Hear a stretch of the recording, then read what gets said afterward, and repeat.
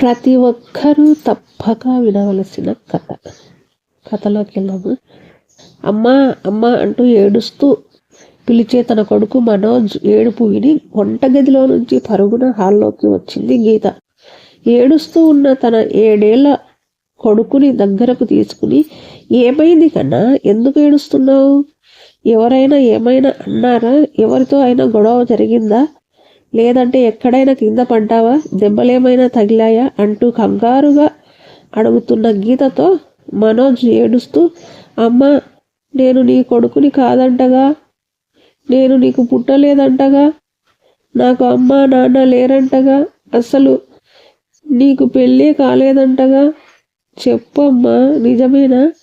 నేను నీకు పుట్టకపోతే నువ్వు నాకు ఎలా అమ్మవయ్యావు? అమ్మా, నీకు పెళ్ళే కాకపోతే నేను ఎలా పుట్టానమ్మా? నాకు అమ్మ నాన్న నిజంగానే లేరా అమ్మా?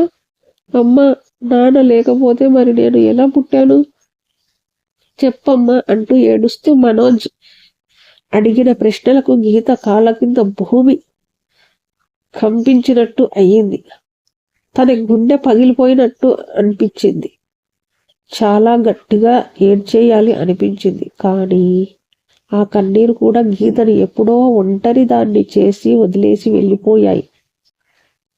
మళ్ళీ మనోజ్ చెప్పమ్మా అంటూ అడగడంతో తేరుకుని తన జీవితంలో కరువైన నవ్వుని అరువు తెచ్చుకుని పెద్దగా నవ్వుతూ, ఏమైంది కన్నా, ఎందుకు ఇలా అడుగుతున్నావు అని అడుగుతుంది మనోజ్. ఇంకా ఏడుస్తూ, మరేమో రాజేష్ గాడేమో సంజయ్తో నీకు పెళ్ళి కాలేదని, నేను నీకు కొడుకుని కాదని, నాకు అమ్మా నాన్న లేరని చెప్తున్నాడమ్మా. నేను వాడిని బాగా కొట్టి, ఎందుకు అలా వాగుతున్నావు? నాకు మా అమ్మ ఉంది అని కొడుతుంటే, మరేమో వాడికి వాళ్ళ అమ్మ సుజాత టీచర్ చెప్పింది అని చెప్పాడమ్మా. కావాలంటే నిన్నే అడగమన్నాడు. చెప్పమ్మా, నువ్వు మా అమ్మవి కాదా అంటూ అడిగితే గీత మళ్ళీ నవ్వి, ఆ సుజాతకి రాజేష్ గాడికి ఏం తెలుసు కన్నా మన గురించి? వాళ్ళు పిచ్చోళ్ళు. నువ్వు నా కొడుకువి కన్నా, నా బంగారానివి. నాకు పురుటి నొప్పుల బాధ కూడా తెలియకుండా నన్ను అమ్మని చేసిన నా చిన్ని కన్నయ్యవి నువ్వు. ప్రపంచానికి దూరంగా వెళ్ళిపోవాలి అనుకున్న ఈ అమ్మకి ప్రపంచమే నువ్వు అయ్యేలా మార్చిన నా చిన్ని కన్నయ్యవి నువ్వు. అమ్మ అనే పిలుపుతో నా కష్టాలనే పోగొట్టిన చిన్ని తండ్రివి నువ్వు. నువ్వే నా ప్రపంచం. నేనే నీ అమ్మని కన్నయ్య, నీ యశోదమ్మను. మరి ఆ రాజేష్ ఎందుకు అలా అన్నాడమ్మా? అది కాదు కన్నయ్య, ఆ రాజేష్ కన్నా నువ్వు గేమ్స్లో, స్టడీలో అన్నిట్లో ఫస్ట్ కదా, అందుకే వాడికి కుళ్ళు. నిన్ను ఏడిపించాలని అలా అన్నాడు అంతే అంటూ నాకో మాట ఇస్తావా కన్నయ్య? ఏంటో చెప్పమ్మా. ఆ రాజేష్ గాడు సుజాత టీచర్నే కాదు, ఈ ప్రపంచం మొత్తం, ఆఖరికి నేను కూడా నేను మీ అమ్మను కాదు అని చెప్పినా నువ్వు నమ్మకూడదు, సరేనా? అలాగే అమ్మా. కానీ మా నాన్న ఎవరమ్మా? మనతో ఎందుకు ఉన్నాడు? అసలు నాన్న ఎలా ఉంటాడమ్మా అంటూ మనోజ్ అడిగే మాటలకి గీత మనసులో, నాకు తెలుసు కన్నా, నేను నీకు ఎంత ప్రేమను పంచినా, తండ్రి అవసరం తెలియకుండా పెంచినా, ఏదో ఒక రోజు నువ్వు నీ తండ్రి గురించి అడుగుతావు, లేదంటే ఈ సమాజం నిన్ను అడిగేలా చేస్తుందని అంటూ ఆలోచిస్తుండగా మనోజ్ మళ్ళీ చెప్పమ్మా, మా నాన్న ఎవరు అని అడగగా, మనసా వాచ కర్మన సత్యనే తన భర్తగా భావిస్తూ తన హృదయం నిండా సత్యరూపాన్ని నింపుకొని సత్య జ్ఞాపకాలతోనే కాపురం చేస్తున్న గీత సత్యనే మనోజ్ తండ్రి అని చెప్తుంది. నాన్న ఎలా ఉంటాడు అని అడిగినా మనోజ్కి, మీ నాన్నకి ఈ అమ్మ నచ్చలేదు కన్నా, అందుకే మనల్ని వదిలేసి వెళ్ళిపోయాడు అంటూ ఏడుస్తుంది. ఎందుకమ్మా, నువ్వు చాలా మంచిదానివిగా, నాన్నకు నువ్వెందుకు నచ్చలేదమ్మా? ఒక మనిషికి మరొక మనిషి ఎందుకు నచ్చుతాడు అంటే 100 కారణాలు చెప్పొచ్చు కన్నయ్య, కానీ ఎందుకు నచ్చలేదు అంటే కారణాలు ఉండవు అని చెప్తుంది. అంటే నాన్నకి నేను కూడా నచ్చలేదా అమ్మా? నాన్న మంచివాడు కాదా అమ్మా అని అడిగిన మనోజ్ పసి హృదయం పై సత్యాన్ని చెడుగా ముద్రించడం ఇష్టం లేని గీత, అదేం లేదు కన్నయ్య, నాన్న చాలా మంచివాడు, నాన్నకు నువ్వంటే చాలా ఇష్టం, కానీ నేనంటేనే నచ్చలేదు. పరిస్థితులు మనల్ని శారీరకంగా వేరు చేశాయి అంతే. అయినా నీకు అవన్నీ చెప్పినా అర్థం కాదు. నువ్వు వెళ్ళి ఫ్రెష్ అయ్యి రా, నీకు ఇష్టమైన గారెలు చేశాను, మనం గారెలు తిని త్వరగా పార్కుకు వెళ్దాం అంటూ చెప్తుంది. మనోజ్ ఆనందంగా నవ్వుతూ వెళ్తాడు. కానీ పాపం గీతకు మాత్రం మనోజ్ అడిగిన ప్రశ్నలు మనసులో మెదులుతూ తన గతాన్ని గుర్తు చేశాయి. గతం చుట్టూ ఎవరూ లేని నిర్మలమైన ప్రదేశంలో 20 సంవత్సరాలు కూడా పూర్తి కాకుండానే తన జీవితానికి ఫుల్ స్టాప్ పెట్టాలి అనుకున్న గీత నీళ్లలోకి దూకి బలవంతంగా మరణించాలి అనుకుంటుంది. గట్టిగా కళ్ళు మూసుకుని తను ప్రేమించిన సత్యాన్ని తలుచుకుంటూ తనను ప్రేమించే టైంలో తను చెప్పిన మాటలే గుర్తొస్తున్నాయి. నాకు ఈ ప్రపంచంలో అమ్మ అంటే ఎంత ఇష్టమో నువ్వన్నా అంతే ఇష్టం రా. నువ్వు నాతో లేని ప్రపంచం నాకు వద్దు. నువ్వే పెళ్లి కూతురు అయినప్పుడు నువ్వు లేకుండా నా పెళ్లి ఎలా జరుగుతుంది అని అన్న సత్య ఇప్పుడు ఎవరో అమ్మాయితో పెళ్లికి ఎలా సిద్ధమయ్యాడు?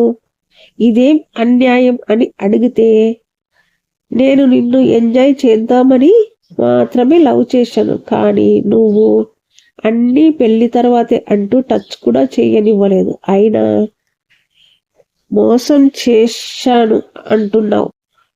వాడుకుని వదిలేసే వాళ్ళకే దిక్కు లేదు. ఏం చేయగలవో చేసుకోపో. నువ్వు నాకు అవసరం లేదు. నాకు డబ్బు కావాలి, అది నీ దగ్గర లేదు, లలిత దగ్గర చాలా ఉంది అంటూ చెప్పగానే తన పక్కనే ఉంటూ తన సత్యని ఎంతగా ప్రేమించిందో తెలిసిన లలితనే సత్యతో పెళ్లికి సిద్ధం అయ్యిందంటే తను ప్రేమలోనే కాదు స్నేహంలో కూడా ఓడిపోయింది, మోసపోయిందని అర్థమైంది. తన కలల సౌద్యం కళ్ళ ముందే కూలిపోవడంతో చనిపోవాలి అనుకుని నీళ్లలోకి దూకబోతుంటే తనకి ఎవరో చిన్నపిల్లాడి ఏడుపు వినిపించి ఆగిపోయింది. ఎవరా అంటూ చుట్టూ చూసింది. పక్కనే అప్పుడే పుట్టిన పసికందుని ఎవరో గుండెలో చుట్టి పడేశారు. వాడిని చూసిన తన హృదయం ద్రవించిపోయింది. చనిపోయే ముందు ఆ బిడ్డని బ్రతికించాలి అని అనిపించింది. ఆ బిడ్డని పోలీస్ స్టేషన్కి తీసుకుని వెళ్తుంది. కానీ అక్కడ పోలీసులు మాత్రం ఆ బిడ్డ గురించి అతని పుట్టుక గురించి చాలా నీచంగా మాట్లాడి అక్కడ పడేసి పొమ్మంటారు. ప్రేమ ప్రేమ అంటూ తిరగడం, ఇలాంటి వాళ్ళని కని పారేయడం, మీరేమో వాళ్ళని చావనివ్వకుండా తీసుకొచ్చి మా ప్రాణాలు తీయడం, అయినా వీడు బ్రతికి ఎవరిని ఉద్ధరించాలి అంటూ నిర్లక్ష్యంగా మాట్లాడేసరికి గీతకి కోపం వచ్చి ఆ ఎస్ఐని తిడుతుంది. ఏంటమ్మా మమ్మల్ని అరుస్తున్నావు? రేపు వీడు పెరిగి పెద్దయ్యాక కూడా అందరూ వాడి పుట్టుక గురించి ఇలానే మాట్లాడతారు అంటూ అక్కడ ఉన్న వాళ్ళందరూ అనడంతో గీత చాలా కోపంగా వీడికి అలాంటి పరిస్థితి ఎప్పటికీ రానివ్వను, వీడికి నేను ఉన్నాను అంటూ ఆ బాబుని తనతో పాటు తీసుకెళ్తుంది. ఇంట్లో గీత అమ్మ నాన్న ఆ బాబు ఎవరు అని అడిగితే జరిగిందంతా చెప్తుంది. కానీ వాళ్ళ అమ్మ నాన్న మాత్రం పెళ్లి కావాల్సిన పిల్లవి, ఆ బాబుని ఎలా పెంచుతావు అంటూ ఎంతగా నచ్చజెప్పినా గీత వినిపించుకోదు. గీత వాళ్ళ నాన్న ఆ బాబుని ఎవరైనా పిల్లలు లేని వాళ్ళకి చేద్దామని చెప్పినా వినిపించుకోదు. తనే అమ్మాయి పెంచుతుంది. అమ్మ ప్రేమను పంచాలి అంటే బిడ్డను కనాల్సిన అవసరం లేదు, ఒక అమ్మకి ఆడబిడ్డగా జన్మిస్తే చాలేమో అని గీతను చూసి వాళ్ళందరికీ అర్థమవుతుంది. కానీ ఒకరు కూడా గీత చేసిన పనిని సమర్థించక గీత గురించి ఆ బిడ్డ గురించి అనేక విధాలుగా మాట్లాడుతుంటే గీత వాళ్ళ నాన్న గీతని తిట్టి ఆ బిడ్డని అనాథ శరణాలయంలో వదిలేస్తా అనేసరికి గీత ఇంట్లో నుంచి బయటికి వచ్చేస్తుంది. అప్పటి నుంచి గీత మనోజ్కి తల్లిలా మారి ప్రైవేటుగా జాబ్ చేస్తూ తన బిడ్డని బ్రతికించుకుంటూ గవర్నమెంట్ టీచర్ జాబ్ తెచ్చుకుంటుంది. ఈ 7 సంవత్సరాల ప్రయాణంలో గీత ఎన్నో కష్టాలు కన్నీరు ఎదుర్కొంటుంది. ఎందరో కామాంధుల చూపుల నుంచి తప్పించుకుంటూ క్షణమొక యుగంలా గడిపిన దినాలు ఎన్నోసార్లు వాళ్ళ అమ్మ నాన్న ఇంటికి రమ్మని పిలిచినా ఒక్కసారి కూడా వెళ్ళలేదు. తన బిడ్డ తప్ప తనకు ఎవరూ లేరు అనుకుంటుంది. బ్రతికింది. కన్నవారిని పెరిగిన ఊరిని మాత్రమే కాక పెళ్లికి కూడా దూరంగానే ఉంది. సమాజంలో చాలా గౌరవంతో బ్రతుకుతుంది. రీసెంట్ గానే గీత వాళ్ళ అమ్మ తన దగ్గరికి వచ్చి ఒక వారం నుండి మనోజ్ని తాము చూసుకుంటామని గీతని పెళ్లి చేసుకోమని ఎంతగా బ్రతిమిలాడినా గీత మాత్రం నీకు నీ బిడ్డ సంతోషం ఎంత ముఖ్యమో తనకి తన బిడ్డ అంతే ముఖ్యమని, తన జీవితంలో పెళ్లి అనే పదానికి ఇంకా చోటు లేదని తేల్చి చెప్పేస్తుంది. దాంతో గీత వాళ్ళ అమ్మగారు ఏమీ చేయలేక గీత వాళ్ళ సహా ఉద్యోగిని గీత స్నేహితురాలు అయిన సుజాతకు విషయం మొత్తం చెప్పి బాధపడుతుంది. సుజాత తన స్నేహితురాలు చేసిన పనిని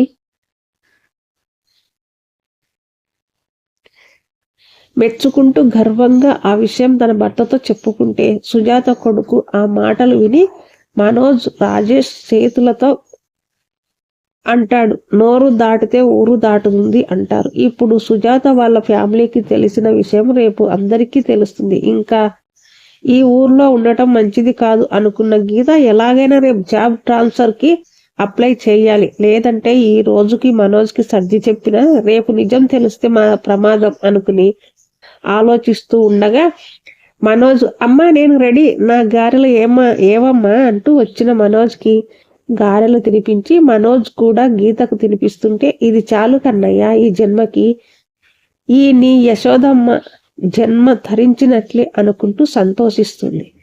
ఈ కథ గనక మీకు నచ్చినట్లయితే లైక్ చేసి సబ్స్క్రైబ్ చేయడం మాత్రం మర్చిపోకరు. Thank you.